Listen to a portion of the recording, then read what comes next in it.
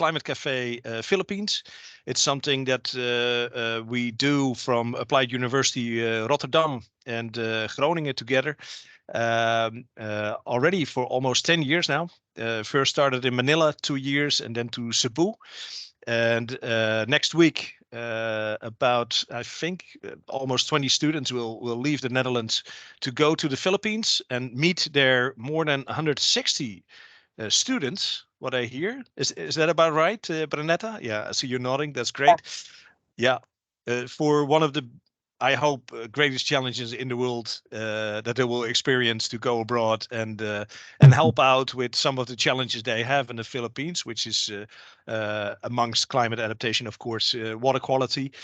I'm very glad that Thomas and Ide are here, being students from Groningen and Rotterdam, but they will introduce themselves, that can talk a bit about their experience with the ClimateCafe in the Philippines, and that people that will get on a plane next week, as Ruben and Tristan, for example, will have the value of this information. And I hope you have some questions as well for Thomas and Ide, because they will present something, but it would be great if you have any questions that they can address. So I think that's about an introduction I can do. We always do this very improvising, very flexible. So actually we didn't agree on who's first, like Thomas or Ide. Is there any preference from you guys? No, Okay. it's fine. But maybe we can start a short introduction round, maybe, Floris? Yeah. Yes. Yeah. Will I guide that? Yeah. Okay. So we do an introduction round, so Ide and Thomas can they know actually who's in the call. Shall we start with the ladies, of course? Brunetta, could you please introduce yourself? Yeah, so I'm Bernetta Brenka. I'm the External Relations and Internationalization Director of the University of San Carlos. We will be your partner when you come to Cebu City a couple of weeks from now. So see you soon. Yeah, and thanks again for hosting us. That's really great. Then we go to Sterre. Yes, thank you. So I'm Sterre. I work as a researcher at Floris, his research group on climate adaptation. And doing a lot of climate cafes, and you were here before talking about Peru, but also in Coimbra, just to fill that up. Then we go talking exactly talking about Peru. Wouter, who are you? Yes, my name is Wouter Holthuis, also from the Hanze University, and I just graduated on a project in the Peru Climate Cafe as the topic climate adaptivity. Excellent job there. Yeah, then we go to Ruben. Yes, I'm Ruben. I'm also from the Hanze University, and I work part-time at the research group of Floris. Nice, very nice group. Tristan. Yes, my name is Tristan. I am doing currently an internship at the Kenniscentrum Noorderruimte, and I will be going to the Philippines next week. Perfect. Yeah, and excited, of course. Yeah, and then exactly, Richard might be listening in. Fine, if you don't introduce, then we go to Donna, maybe, just to give you the floor. Otherwise, it's fine. Hello. Yes. Good Hi. evening. I'm Donna, and I'm from San Carlos. I work with Bernat, so we came to Rotterdam in January. So I'm helping her organize the activity this April, and also the previous guys. Yeah. Nice to see you again. Now I have a face to the name. Yeah, great. Yeah. Great to meet you again. And then last but not least, we go to Sydney, of course. Yeah, thank you.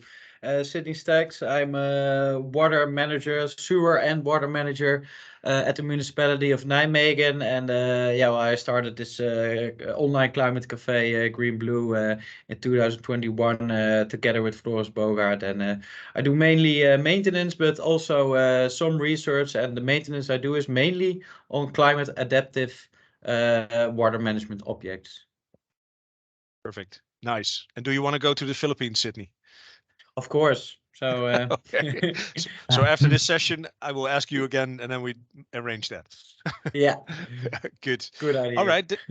Then we, I think, no further ado, then we go to Ide or Thomas. And as said before, I'm doing this introduction in English. It's fine if you do this in Dutch, as agreed upon with Brunetta and probably Donna as well. The pictures will speak for themselves. So if you want to do this in Dutch, feel free. I give you the word to introduce yourself, and who can I give the word to? Well, I can start with introducing myself. My name is Ide Opdam, and at the moment I'm working for the Dutch Delta Program Commissioner. That's the governmental commissioner for the national Delta program we have in the Netherlands, and I'm working in his staff, in his team.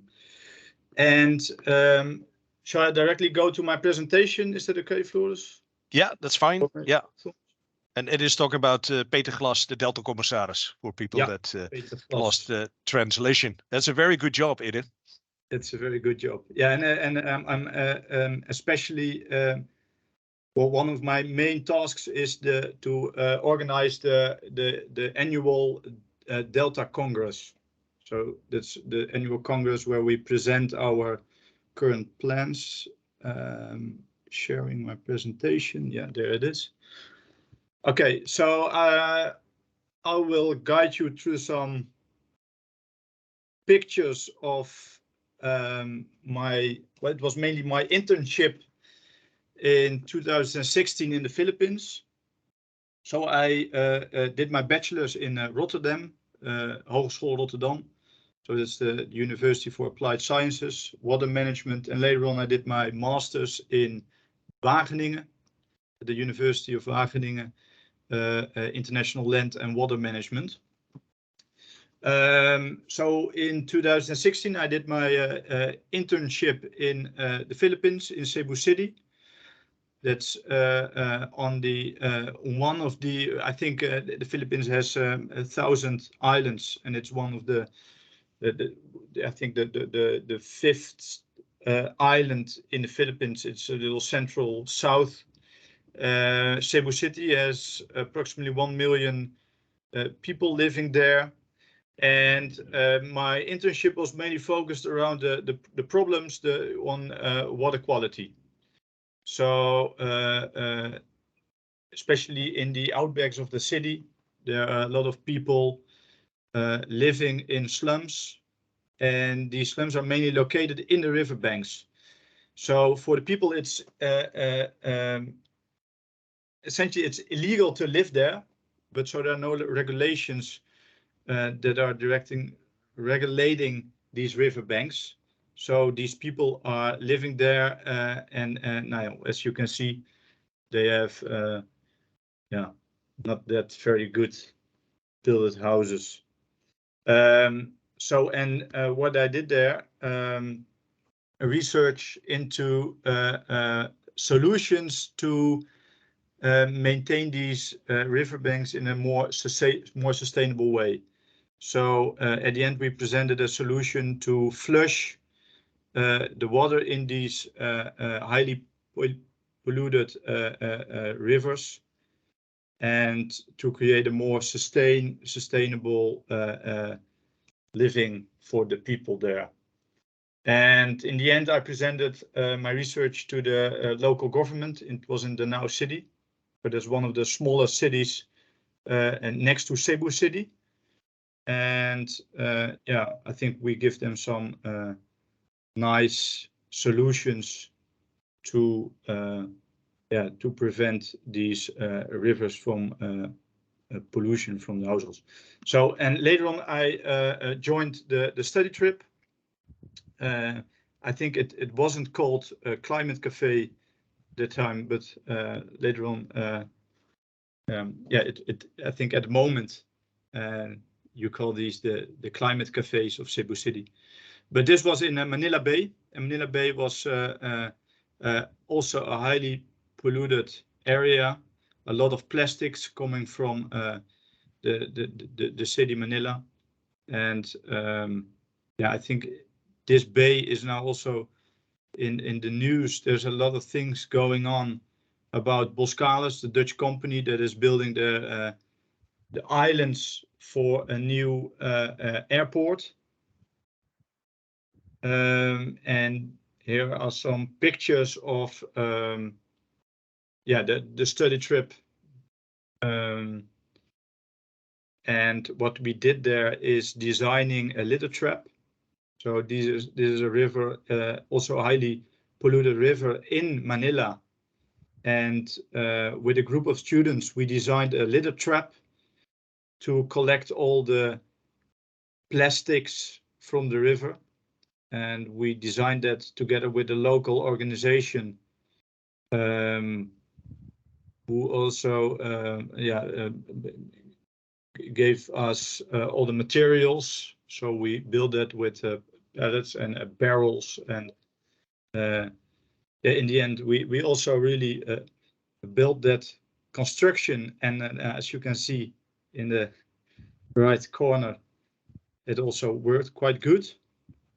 And that was also presented at a small conference at the end of the study trip. But after all, we also went to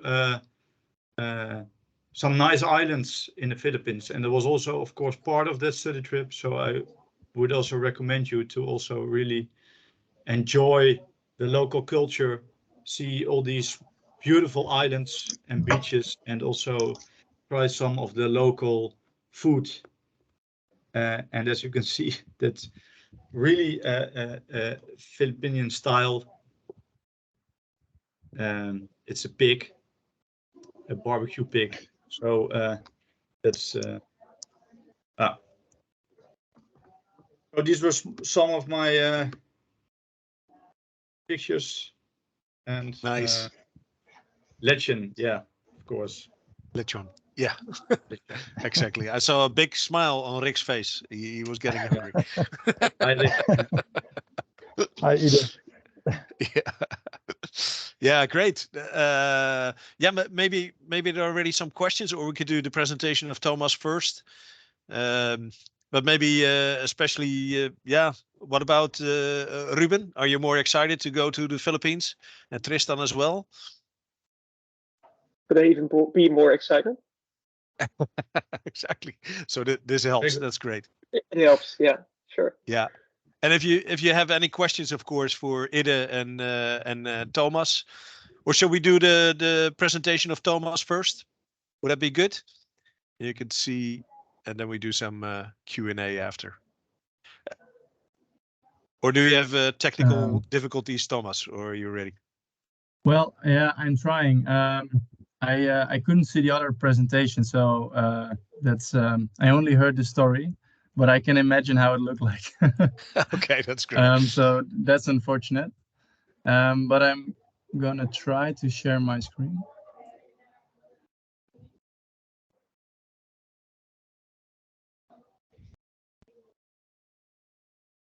Perfect. And if there are any questions, of course, to Ida at this point,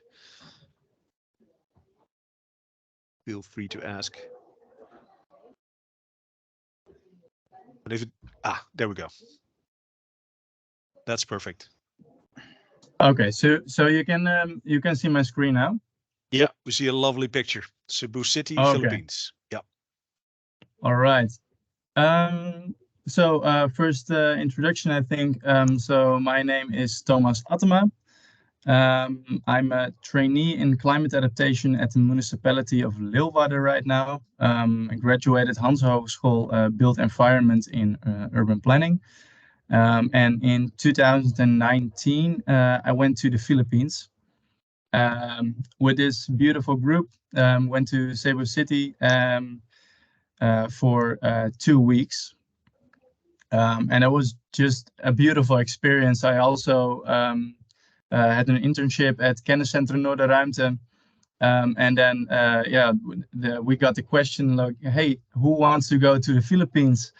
And then I didn't even think about it. I just wanted to go to the Philippines and wanted to have this great experience. I mean, it's on the other side of the world.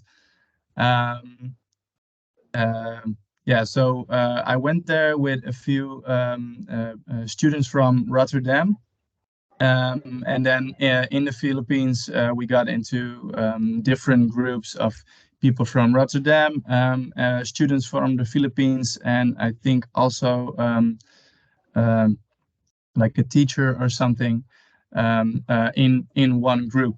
And then we got divided on two rivers. First, the Mahiga Creek, and the second one was, I think, Guadalupe River.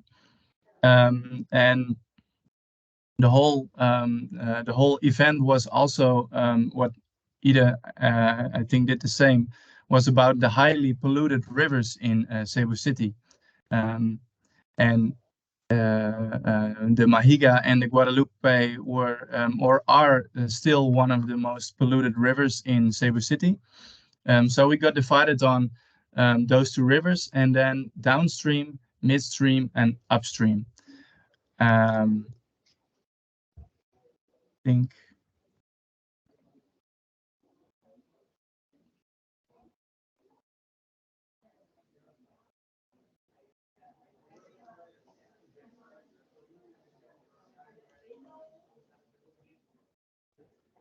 You're now muted, Thomas. It's very smart to give a presentation and then mute yourself. No joke. Yeah. okay. No. Oh, I asked the question, do I have lag or not? Do you have lag? Sorry. Yeah, lag. Are you hearing me, or are? We can hear you, but about the presentation is still standing still. Yeah. Okay. Okay. That's interesting. Yeah. There we go. Yeah. Okay. Next Okay. slide. This is the other one. Perfect. Okay. So I was talking about where we were divided on downstream, midstream, and upstream, and me and my group were in the group of upstream. So everyone had to do research on their own part of the river. So there was sort of the program. So we started at Sunday. We arrived, and then the next I think it was for 2 weeks. So the Friday, Saturday after that, we went home again. This is not really interesting, I think. So this was Mahiga downstream. And as you can see, this river is highly polluted. The water is black. The sewage system is how do you say that? Well, the sewage system is on the river. Everyone is throwing their garbage in the river because there's basically no room in the neighborhood, and there is also not a big system to get the garbage to like we have. And tell you, like, the smell is disgusting over here. It smells like your garbage and plastic and all different smells. You can't even imagine how it smells till you get there. And even the rats don't survive in this water. But me and my group were upstream, and that looks like this. Is way different, and I was really lucky to to be upstream. So we were like in the middle of the jungle, not at the source of the river, because that the source of the river was owned by a private company or private owner. But over here we did research. What is the water quality? How fast is the water flowing? What can we see in the neighborhood? We used a drone for that. Unfortunately, this drone didn't survive. One of the friends used the drone and then somehow lost control, and then the drone fell under the waterfall, as you can see on the left corner. I hope you can see that. It was sort of a waterfall. Basically, it's a dam, and this drone was under the water and didn't function anymore.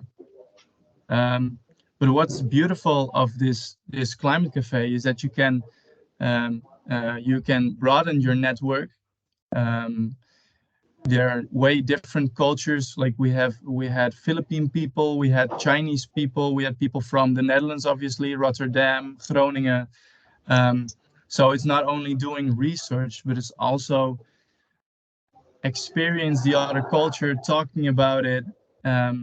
So that's also a very big part of climate cafes, if it's in the Philippines or Portugal or name it. And it's a really cool experience. So over here we had Mahiga Creek upstream as well. Some research methods that we did, like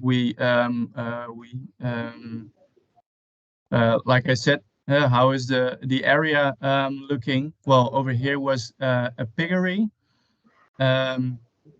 like a pig farm, but all the waste of the pig farm was going into the river. They didn't even collect it. It was just straight going into the river, and that was insane. There, the pollution starts there.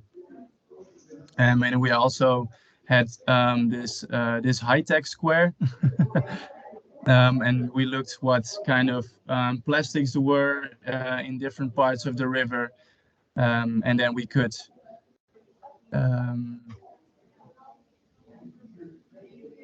ik moet even schakelen hoor. Just say it in Dutch. We help you. Ja, we konden dat dus vergelijken. Van verschillende plekken op de rivier konden we vergelijken hoeveel plastic per vierkante meter er was. En dat konden we dus vergelijken met downstream, midstream en upstream. En kijken waar is dus het meeste plastic. Furthermore, we looked at all the animals in the water. So we collected or we found fishes or fish. We found one crab. We found different flies, worms, and well, name it.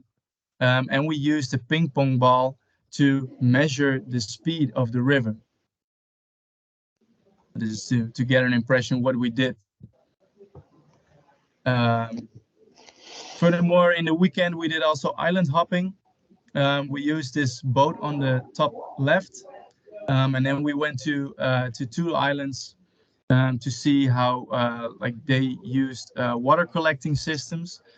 And this is really easy, just a bottle with some plants, and they collect the water over there to store the water and to use the water. Was really interesting to see. It was quite primitive, but still it works. We got also delicious food like crab, seaweed.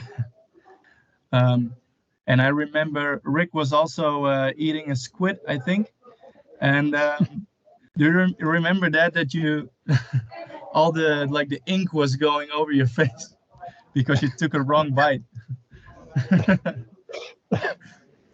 So you still remember Rick? Yeah, that's still in my mind. Actually, the ink is very tasty. But yeah. But you have to put it in your mouth, not on your face. I think you took a wrong bite or something, but I remember the ink was everywhere. Okay. No, I don't remember that part. Okay. So you don't have a picture of that, Thomas? That would be great. No, we don't have a picture of that. Nice. Okay. And at the end of the whole week of doing research, we also did presentations.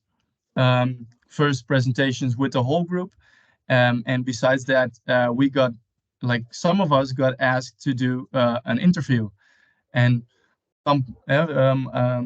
at the beginning it was just a normal interview for the radio, and I was like, okay, well, that's no problem.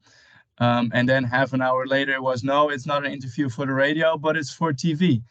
Well, okay, well, yeah, we already said yes to this, so yeah, go with the flow. And then at some point, I can still remember we had to wait for a Philippine guy Now, first we had to go to the specific location, and there we would meet the Philippine guy who was explaining us what we had to do. But because the traffic is terrible in the Philippines and in Cebu City, he got delayed for a few hours, and he just called us like, yeah, I can't make it, but good luck. And we were like, good luck. we didn't know what we had to do. And we knew we had to talk about our climate cafe and our measurement system and stuff like that. And on the bottom right, you can see how the whole setup was. And I thought that we had to sit in the audience, right? And then at some point the news started, and they asked us to go, well, as you can see in the middle on the top, to sit there on the table right in front of the camera, and I didn't even know what was happening. We sat there, and then at some point the news started, and then you're not allowed to think anymore. You just have to go with the flow. But in the end, it was really nice. It was a cool experience.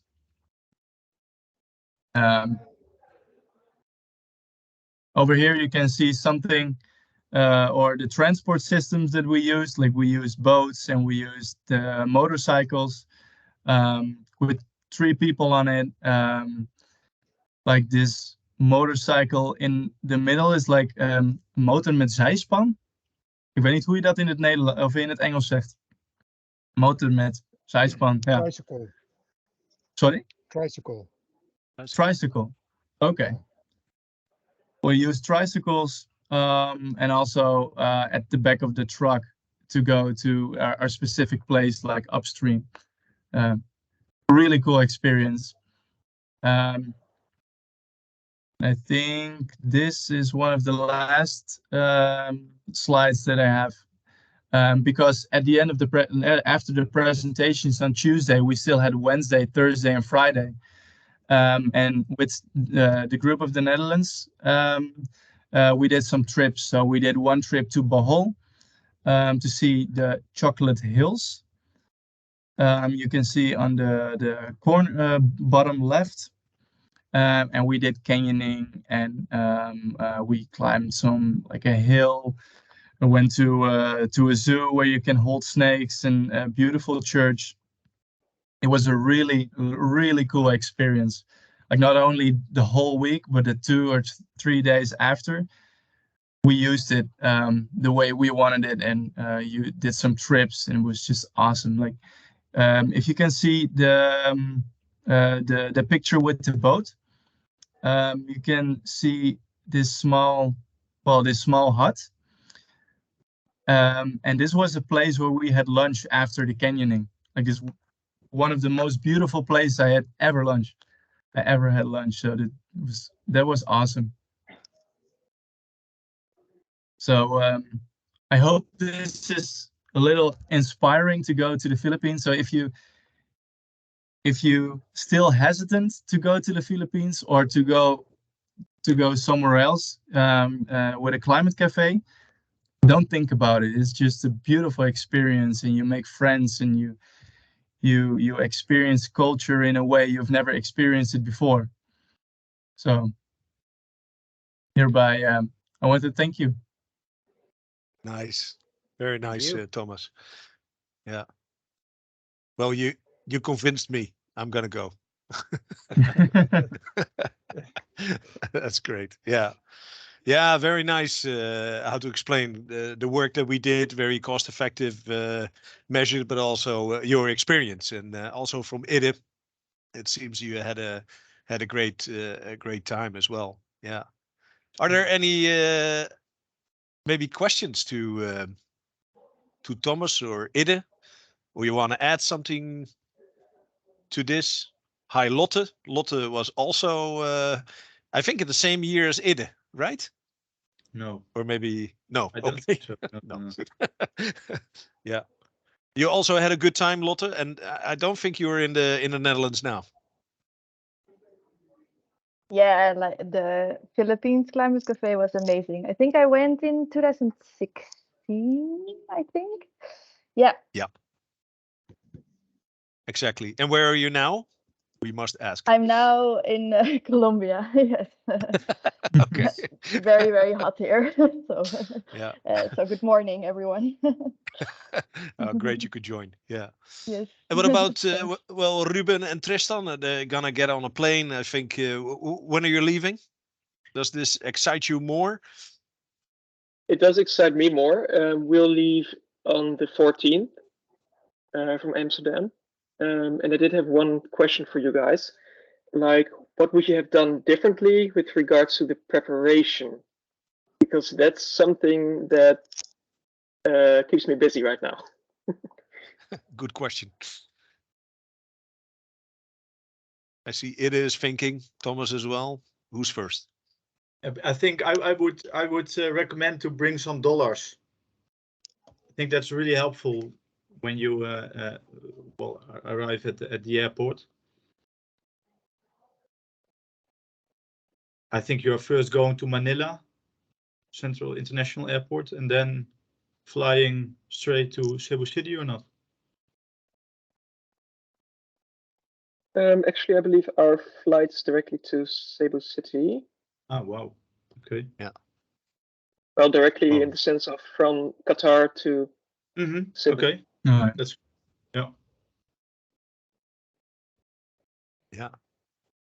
What about you, Thomas? You had a good preparation or anything missing? Yeah, well, I had quite a good preparation. My grandpa and my grandma always traveled to the other side of the world, so they had a whole list what I should bring. And they also said, I think that what was one of the most important things. Like, one, you have to be vaccinated, and two, don't eat stuff from the street. Don't use the water. Don't drink the water there. And also, some dishes that, like, always eat the fried dishes. No raw dishes, because you will struggle with that. Yeah, and also be careful with Jollibee. I'm sure that if Rick is going as well, then he will bring you to the Jollibee, to the fast food Jollibee. Be careful with that. Why? Why? It's very it's a very good point. It's like a McDonald's, Exactly. but very Yeah. popular there. Yeah. Do you have That that was quite experiences? funny.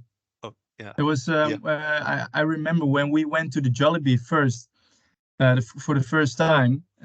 We are quite tall, and people in the Philippines are slightly smaller than people in the Netherlands. So we entered the Jollibee, and everyone, like the whole restaurant, stopped working, stopped eating, just looked at us like, what is happening? For God's sake, what is happening? Like, we were like an attraction or something, and like we also stopped and we saw those people looking at us. It was that was really funny. Like, everyone had like this big eyes. Yeah, great. And you're a bit taller than other people that we cannot see on Teams. But how tall are you, Thomas? 189. Okay, yeah. So that's just above average. Yeah. My cousin lives in Manila, and he's 2 meters, so you can see that. Yeah, that's but because actually the Dutch and also Norway are the tallest people. And from classification, the Philippines, depends on the island where you are the shortest. So there's the biggest difference. So that's yeah. But you cannot prepare for that, Ruben. That's out of our scope. Yeah. What about you? Yeah, so no, exactly. No, that's good. What about you, Brunetta? You hear the stories. I think you met Thomas. That's a long time ago. How does it make you feel when you hear these stories? Are we well prepared for next week? Yeah, I think we've got an initial experience with 20 delegations from RUAS last week. We had about 18 students and 2 lecturers. They were also having their excursion. They were with us for 2 days, though. They were extremely tall compared to the rest of us. You will discover that when you come. But I think I think there's a very important preparation for two things for me. One is your personal medications. I'm not really sure if the concoction of our medicines in the Philippines fits so well with the body chemistry that you people have. For example, we oftentimes instruct our guests, for example, from Japan or from Korea, to bring their own medicine, those medicines that fit them. Yeah, especially for stomachache, for example, diarrhea or whatever. So if you have those medicines that favor you, I think you have to bring them. Although we have pharmacies around, but whatever is fit your choice, I think you have to come and stock them up together with you. The other one, as far as food is concerned, so this is exactly why we need to prepare for the food from our end. We will be supplying for most of the time the food of the delegates. That would be you and the rest of our student participants, because we would like to avoid any incidents where food poisoning and the like. Of course, if you want to explore street food, we will recommend to you very specific places and spaces in the city where we can be trustworthy of the quality of the food. So that's something that we will include in the manual for some reminders. So yeah, I'm not really sure what issues you had with Jollibee, aside from the fact that you became a sensation when you got in. But Jollibee is our version of McDonald's, so that's a local fast food chain in the Philippines. So almost all people in the country do know Jollibee. I hope you did not have the worst experience though. I love it. Rick as well. Rick, you want to comment to that? Yeah. Yeah, I wanted to add that Jollibee is not just fast food; it's an experience. I love that. What was the name of your favorite burger again, Rick? Was it the Zinger, Aloha Zinger? I don't know if it's still there. Yeah, Aloha burger. Comes with pineapple, so you don't have that anywhere else in the world. Is that with Jollibee or that's with KFC? Jollibee. Amazing. Yeah, Jollibee. Okay, Amazing all right. Aloha. Yeah. Amazing. So Donna is the expert on Jollibee. She's an ambassador of Jollibee. I did not know. And how about you, Donna? Do you have any tips for the guys getting onto a plane to the other side of the world? Yeah.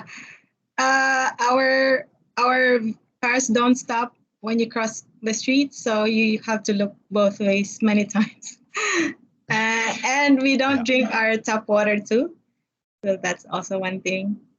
Yeah. And we don't flush our paper on our toilet.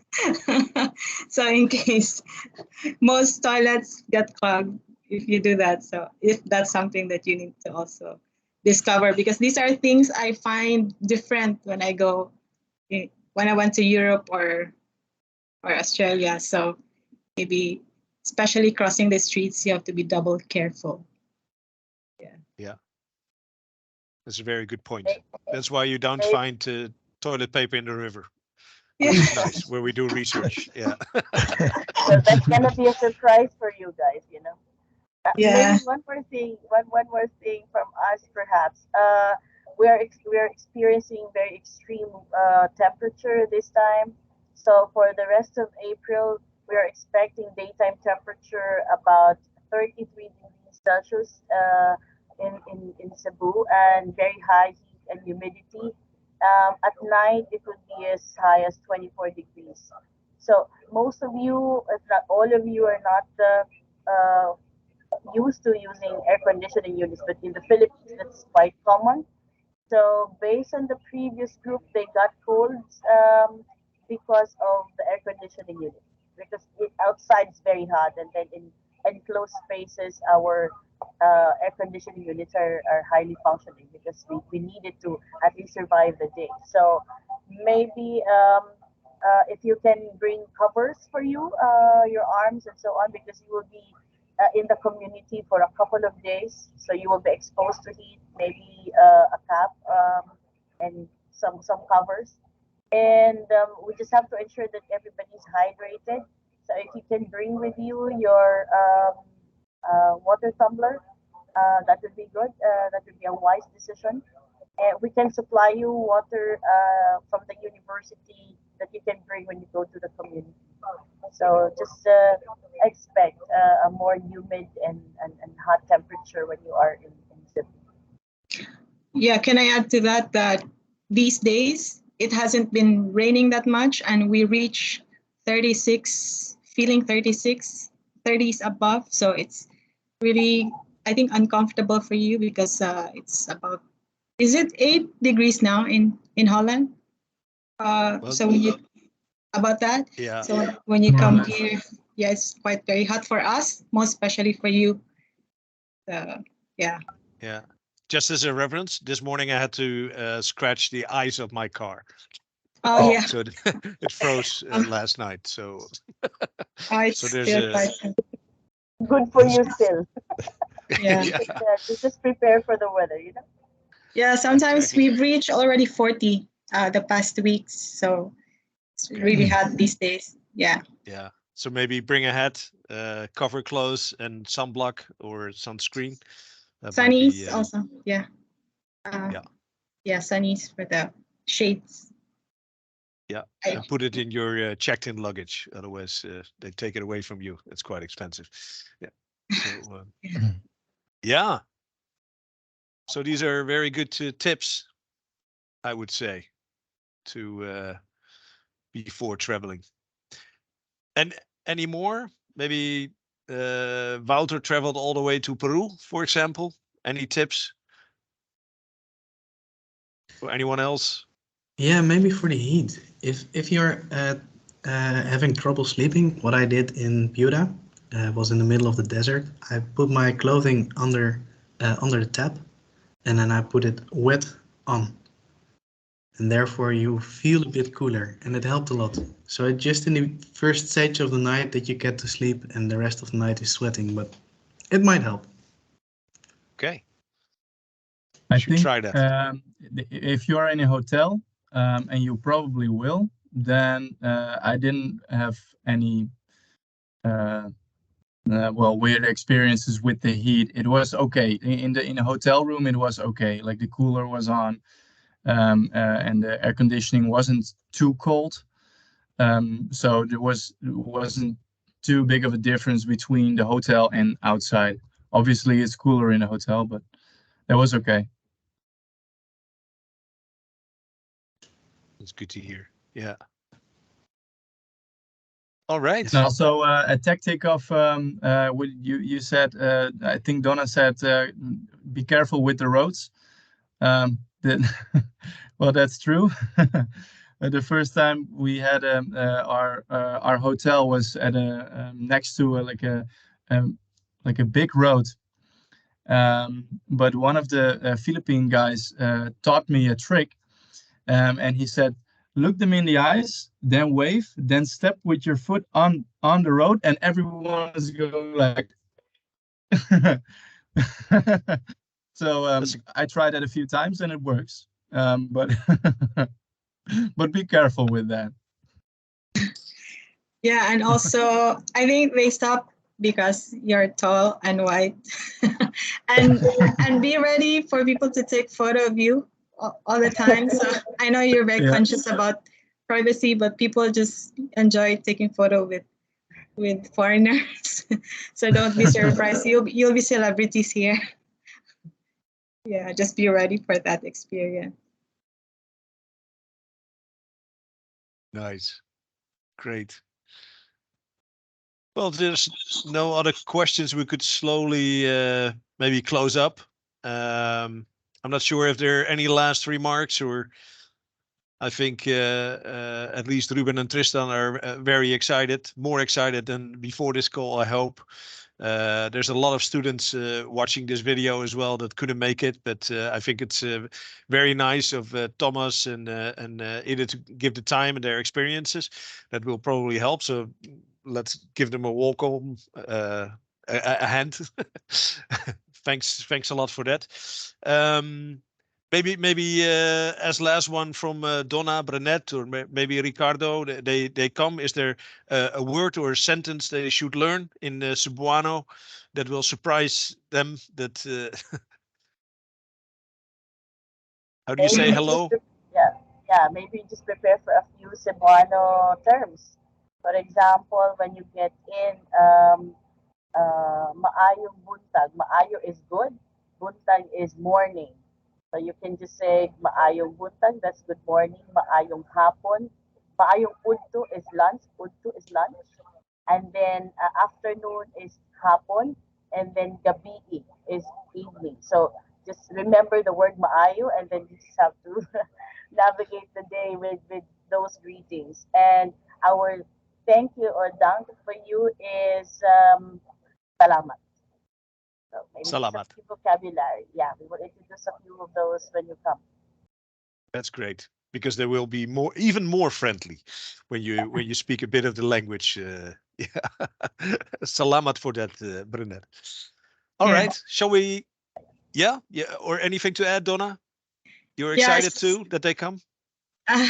Especially for men, if they say the word bye, it means like friend, or in Spanish, amigo, like that means there's a bond quickly. If you say bye to for greeting a man, like hey man, like hey bye, you say bye. Bye is really like something, you're close already to Cebuanos. Nice, yeah, and it's easy to remember. Yeah. Because some words are very hard in Cebuano or Tagalog. That's what I know. Yeah. Some of the sentences don't make sense. I know maganda kolot bohok, which means you have beautiful curly hair, but it doesn't make sense. Anyway, we're getting silly. I think we should close. Thanks again, everyone, for sharing their experiences. And I think it's going to be a great Climate Philippines. And afterwards, we will have some presentations how they went. And I really hope that Thomas and Ida will be there as well. So again, we have a Climate Cafe community from the Philippines. So everyone, thanks a lot, and have a great evening. Or morning. Have a great trip. Bye-bye. See you soon. Bye. Bye. Happy flights. Bye-bye. Bye.